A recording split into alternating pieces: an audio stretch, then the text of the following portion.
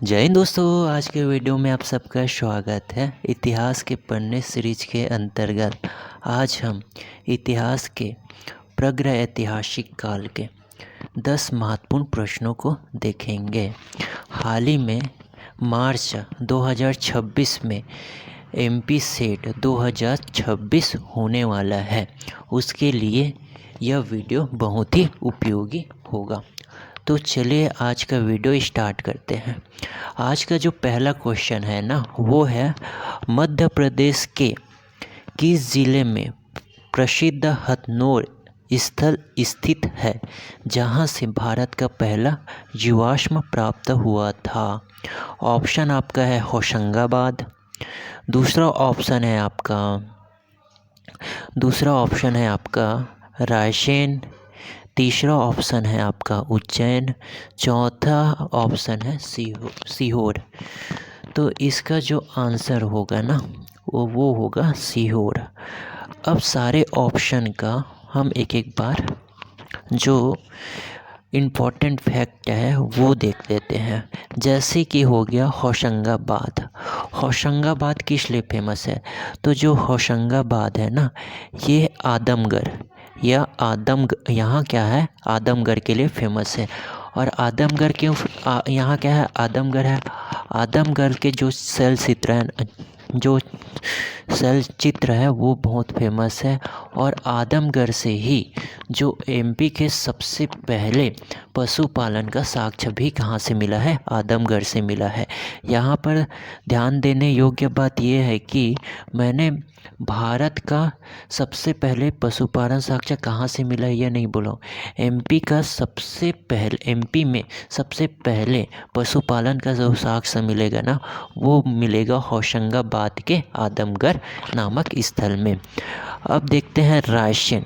जो रायसेन है ना, रायसेन किस लिए फेमस है? तो रायसेन है यहाँ भीमबेटका करके एक जगह है जो प्रग्रह ऐतिहासिक काल शैल चित्रों के लिए क्या है, फेमस है। उसी प्रकार से क्या है ये उज्जैन, तीसरा ऑप्शन है उज्जैन। तो ये उज्जैन जो कायथा संस्कृत का प्रमुख केंद्र माना जाता था। कायथा संस्कृत अर्थात ये ताम्र पाषाणिक कालीन संस्कृत होता था, उसी को कायथा संस्कृत के नाम से जाना जाता था।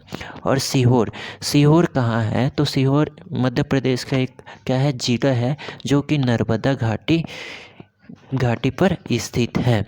यहाँ एक जगह है हथनोर, वहाँ से भारत का सबसे पहला जीवाश्म प्राप्त हुआ था, तो ये याद रखेंगे।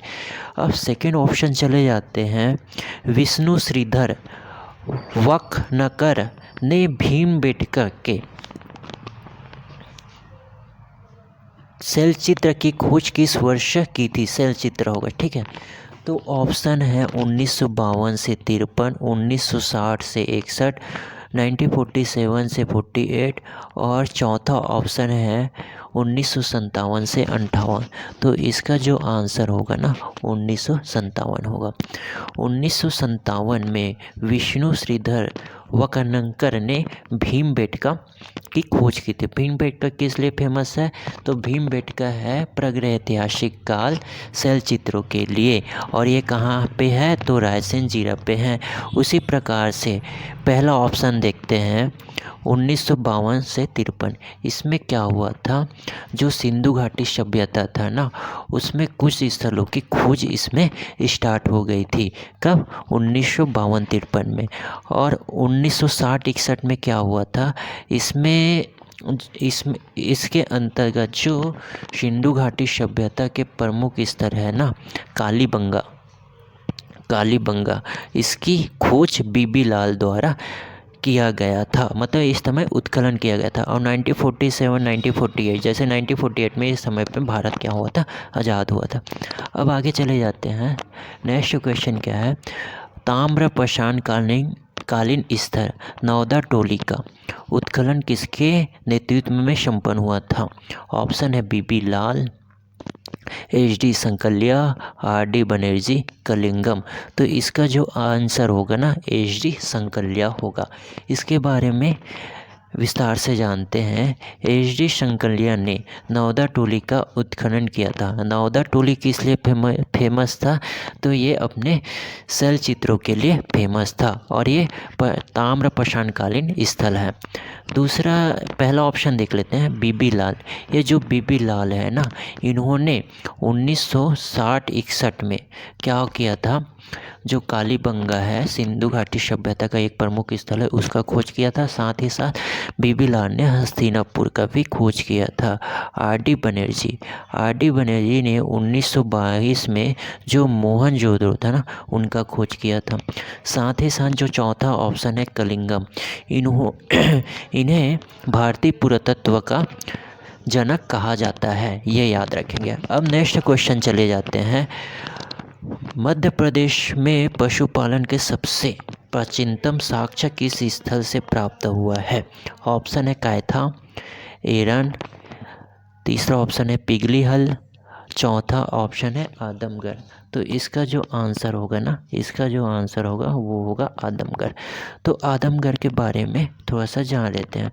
तो आदमगढ़ कहाँ स्थित है? तो होशंगाबाद में स्थल है और यहाँ मध्य प्रदेश में पशुपालन के सबसे प्राचीनतम साक्ष्य देखा गया, मतलब मिला है। और ये साथ ही साथ ये कौन सा है? मध्य पाषाण काल का क्या है? ये स्थल है। अब ये कायथा ताम्र पाषाणकालिक संस्कृति था, जिसका प्रमुख केंद्र क्या था? उज्जैन था। एरन एक क्या होता है? एक बहु सांस्कृतिक केंद्र है। इसका जो एरन जो कि बहु सांस्कृतिक केंद्र है और ये सागर जिला में है। इसका विस्तार हम ताम्रपाषाण काल से लेकर गुप्त काल तक देखते हैं इनका विस्तार। और पिगलीहल क्या है? दक्षिण भारत का क्या है? स्थल है पिगलीहल। अब आगे चले जाते हैं। नेक्स्ट क्वेश्चन है, ताम्रपाषाण काल की मालवा संस्कृति के संदर्भ में कौन सा कथन सत्य है? इसके ये अमृत भांड नहीं है, मृत भांड ताम्रपाषाण काल में सबसे उत्कृष्ट माने जाते थे, पहला ऑप्शन। दूसरा ऑप्शन है, यह संस्कृति लोहे के उपयोग के लिए जानी जाती थी। तीसरा ऑप्शन है, इसमें लेखन कला का पूर्ण विकास हो चुका था। चौथा ऑप्शन है, यह केवल नर्मदा नदी के उत्तर में विकसित हुई। तो जो मालवा संस्कृत है ना, इसी को मालवा संस्कृत है, इसका उत्तर होगा पहला। इसके मृत भांड ताम्रपाषाण काल में सबसे उत्कृष्ट माने जाते हैं। और मालवा संस्कृति की विशेषता और क्या क्या है? तो इसका जो चित्रकारी था ना, चित्रकारी भी फेमस था। और मालवा संस्कृति के जो मृत भांड थे, उसका रंग था काला और लाल मृत भांड मालवा संस्कृति में पाया जाता था। और दूसरा ऑप्शन देख लेते हैं, यह संस्कृत लोहे के उपयोग के लिए जानी जाती थी। नहीं, लोहे का जैसे प्रागैतिहासिक काल में भी नहीं पाया गया, ऐतिहासिक काल में भी लोहे का उपयोग नहीं किया गया, लेकिन ऐतिहासिक काल के उत्तर वैदिक काल में लोहे की खोज की गई थी। इसमें लेखन कला का पूर्ण विकास हो चुका था। तो ये भी ऑप्शन नहीं हो सकता, क्योंकि ऐतिहासिक काल और प्रागैतिहासिक काल में लेखन कला का पूर्ण विकास नहीं हुआ था। जैसे कि आप सब लोग को पता है कि प्रागैतिहासिक काल में किसी प्रकार की लिपि नहीं पाई गई, लेकिन ऐतिहासिक काल में क्या हुआ? लिखित साक्ष्य मिला, लेकिन लिखित साक्ष्य ऐसा मिला कि उसे आज तक पढ़ा जा नहीं सका। और उसके बाद आता है वैदिक काल। तो वैदिक काल में वेदों की रचना हुई थी।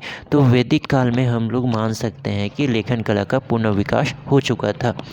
चौथा ऑप्शन या केवल नर्मदा नदी के उत्तर में विकसित हुई। तो ये इसमें याद रखने वाले कोई बात नहीं है, ठीक है। तो इसका आंसर होगा आपका पहला।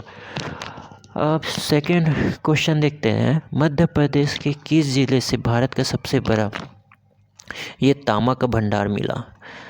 ताम्र संचय मिला है या तांबे का भंडार मिला है? तो ऑप्शन है बैतूल, जबलपुर, ग्वालियर, बालाघाट। तो इसका जो आंसर होगा ना, इसका जो आंसर होगा वो होगा बालाघाट। ठीक है, यहाँ सबसे ज़्यादा क्या मिला है? तांबे का संचय मिला है। उसी प्रकार से आपको ग्वालियर दिख रहा है, तो ग्वालियर में जो मिला है ना, वो मिला है आपका लोहा मिला है ग्वालियर में। और जबलपुर को आप याद रख सकते हो, यहाँ पे पाषाणकालीन स्थल मिला है। ठीक है, पाषाणकालीन स्थल। तो आज के वीडियो में आई होप आपको बहुत कुछ समझ आया होगा। आज के लिए बस इतना ही, धन्यवाद।